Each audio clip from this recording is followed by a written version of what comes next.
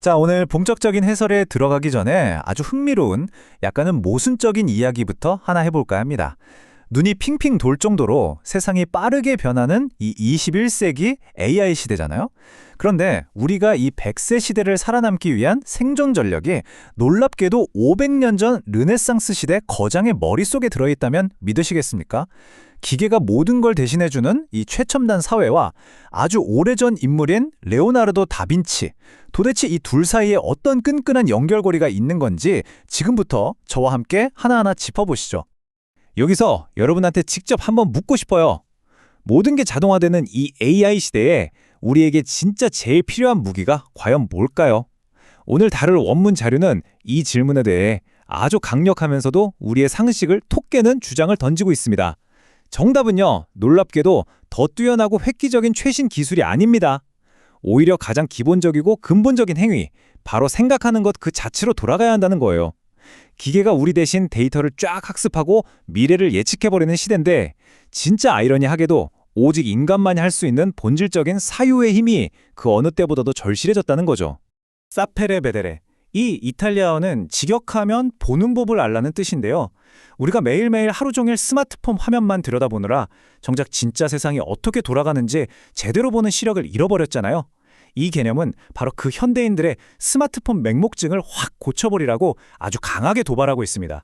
생각해보세요. 우리는 하루에도 엄청난 양의 정보를 그냥 스크롤하면서 쳐다보기만 할 뿐이지 진득하게 관찰하고 있지는 않거든요. 다빈치가 말하고 싶었던 건 아주 명확해요. 무엇을 보느냐가 아니라 어떻게 보느냐의 문제입니다. 세상을 그냥 휙 스쳐 지나가게 두지 말고 멈춰서서 진정으로 깊게 들여다보는 법부터 다시 깨우쳐야 한다는 뜻입니다. 자, 그럼 첫 번째 섹션입니다. 신화벗기기 부제는 서출이라는 결핍과 자유인데요. 바로 한번 들어가 보겠습니다. 우리가 보통 레오나르도 다빈치라는 이름을 딱 들으면 뭔가 흠집 하나 없을 것 같고 범접할 수 없는 완벽한 르네상스적 천재 이미지를 떠올리잖아요. 그런데 사실 그는 당시 지식인들의 필수 코스였던 정규 라틴어 교육을 받은 엘리트가 전혀 아니었습니다. 그는 혼외자, 즉 서출로 태어났기 때문에 당대에 당연시되던 대학 교육의 문턱조차 밟아볼 수 없었죠. 하지만 진짜 재미있는 건 이 치명적일 수 있는 결핍이 오히려 그에게는 가장 강력한 무기가 되었다는 사실입니다.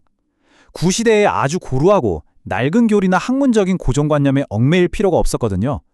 그래서 그는 먼지가 뽀얗게 쌓인 책 대신에 자연이라는 팔딱팔딱 뛰는 날것의 실전 교과서에서 직접 세상을 배우는 길을 택했습니다.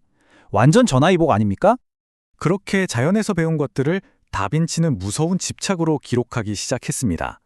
그가 남긴 전설적인 코덱스 노트, 그 분량이 무려 13,000페이지에 달합니다.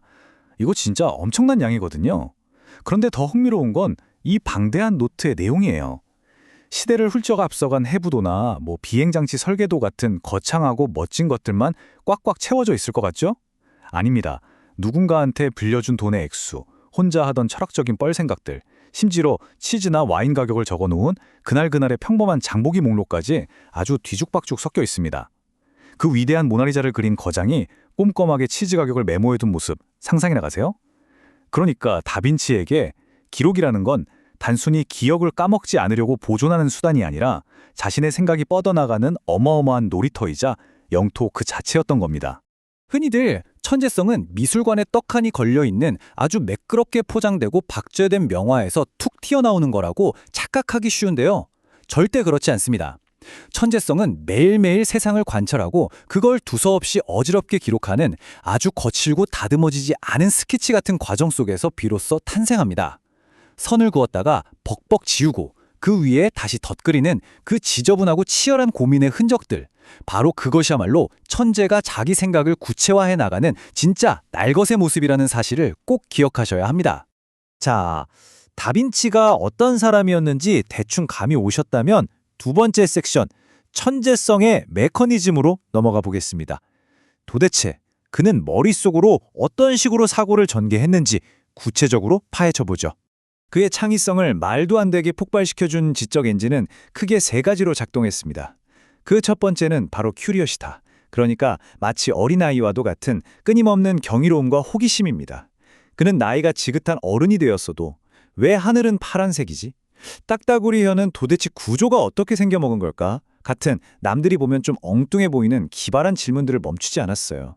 아니, 실제로 그 딱따구리 혀 구조를 기어코 알아내겠다고 노트에 메모까지 남길 정도로 집요한 사람이었습니다. 남들이 다 당연하다고 넘어가는 걸 낯설게 바라보는 태도, 그게 바로 혁신의 첫 단추였던 거죠. 두 번째 NG는 예술과 과학의 완벽한 밸런스입니다. 다빈치는 인체를 생동감 있게 제대로 그리려면 뼈와 근육의 움직임을 아는 철저한 해부학 지식이 있어야 하고, 멋진 건축물을 올리려면 기하학적인 원리가 반드시 뒷받침되어야 한다고 굳게 믿었습니다. 논리적이고 분석적인 좌뇌와 아주 직관적이고 감각적인 우뇌를 자유자재로 넘나든 거죠. 요즘 우리가 입만 열면 부르짖는 융합형 인재니 학문적 통섭이니 하는 그 궁극적인 마스터 플랜을 이 양반은 이미 500년 전에 혼자서 뚝딱 완성해둔 셈입니다. 세 번째가 사실 제일 직관에 반하면서도 엄청나게 흥미로운 부분인데요. 바로 스푸마토, 즉 모호함을 묵묵히 견뎌내는 힘입니다. 솔직히 우리 현대인들 무슨 문제 생겼을 때 빨리 정답 안 나오면 극심하게 불안해하잖아요. 어떻게든 당장 결론을 내려버려야 직성이 풀리죠. 하지만 다빈치는 우리랑 완전히 정반대였습니다. 그는 오히려 앞이 안 보이는 불확실성이라는 짙은 안개 속에서 더 신나게 아이디어를 뿜어냈어요.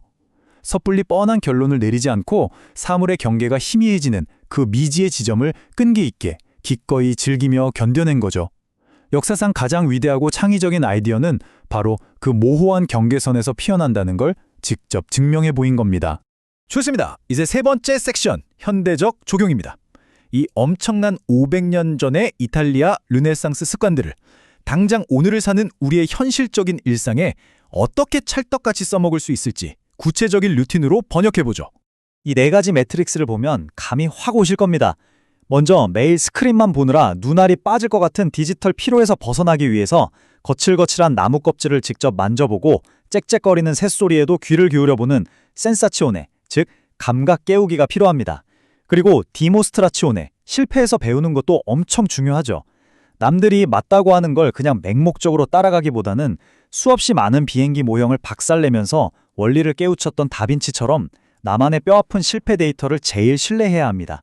여기에 내 일상 습관이랑 비즈니스, 그리고 생뚱맞아 보이는 AI 공부까지 싹 다 거미줄처럼 엮어버리는 코네시오네, 마지막으로 신체와 정신의 밸런스를 꽉 잡아주는 코르포랄리타까지, 이 네 개의 톱니바퀴가 쫙 맞물려 돌아갈 때 갇혀있던 우리의 생각은 비로소 날개를 달고 날아오르게 됩니다. 자, 그런데 여기서 이런 의문이 드실 수 있어요. 아니, 하루 일만 보고 없고 땀 빼는 물리적인 행동이 내 복잡한 비즈니스 통찰력이랑 대체 무슨 상관이냐? 다빈치의 삶을 들여다보면 답이 딱 나옵니다. 그는 당시 피렌체 최고의 미남이자 엄청난 근육질의 스포츠맨이었고, 심지어 동물을 사랑하는 채식주의자였거든요. 그가 60대, 70대 할아버지가 되었어도 20대 청년 같은 쌩쌩한 호기심을 유지할 수 있었던 건 바로 그 탄탄하고 강인한 신체적 활력이라는 연료가 든든하게 받쳐줬기 때문입니다. 우리가 밖으로 나가 걷고 뛰면서 에너지를 뿜어내는 바로 그 순간, 책상머리에서는 죽어도 안 나오던 비즈니스의 기막힌 돌파구를 우리 뇌가 팍팍 찾아낸다니까요. 정말입니다. 이제 마지막 네 번째 섹션입니다. 천재성 깨우기, 부제는 데일리 플레이북인데요. 오늘 해설의 핵심 결론을 맺어보겠습니다.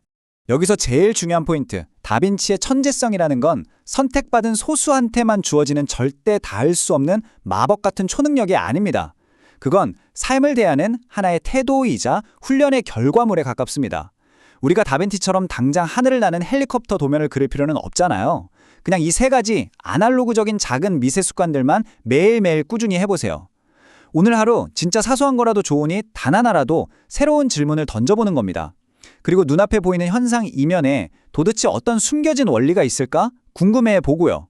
마지막으로 머릿속에 번쩍하고 스쳐 지나가는 영감들을 스마트폰 메모장 대신 내 손으로 펜을 쥐고 직접 끄적끄적 기록해 보는 거죠. 자, 이제 여러분을 향한 제 마지막 질문이자 오늘의 도전 과제입니다. 이 해설이 다 끝나고 나면 멍하게 쳐다보던 스크린에서 눈을 딱 떼고 다시 이 진짜 세상 속으로 뚜벅뚜벅 걸어나가실 텐데요. 그때 여러분은 평범한 일상 속에서 어떤 새로운 연결고리를 발견하게 되실까요? 500년 전 다빈치가 그랬던 것처럼 오늘 하루 여러분의 뻔해 보이는 일상 속에서도 반짝이는 놀라운 경이로움을 꼭 하나쯤은 찾아내시기를 응원하면서 오늘 해설은 여기서 쿨하게 마무리하겠습니다. 감사합니다.